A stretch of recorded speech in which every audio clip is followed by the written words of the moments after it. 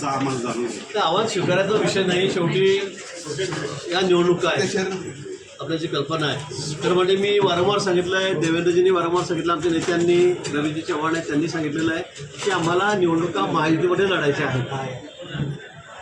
जिथे फारच काही ताणाताणी असेल किंवा जमतच नाही त्या ठिकाणी आम्ही मैत्रीपूर्ण त्या ठिकाणी निवडणुका लढू, असं यापूर्वी आमच्या नेत्यांनी जाहीर केलेलं आहे. पाचोऱ्यामध्ये खरं म्हणजे आम्ही त्या मनस्थितीमध्ये होतो की आपण युती म्हणून लढू.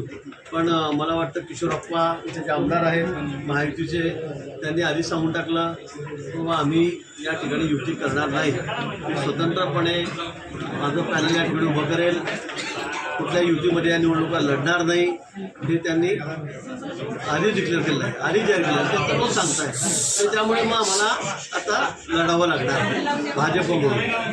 आता आम्ही ती तयारी केलेली आहे. आज आमच्या कार्यालयाचं उद्घाटन या ठिकाणी झालं आणि आम्ही आता कामाला लागलेलो आहोत. अजून असा एखादा प्रसंग येईल का परत एखादा कार्यालयाचं उद्घाटन करावं लागलं तुम्हाला? कसं काय भाजपची दुसरी ब्रांच काही दुसरं कार्यालय झालेलं आहे, अजून तिसरं झालं, चौथं कार्यालय, चौथं.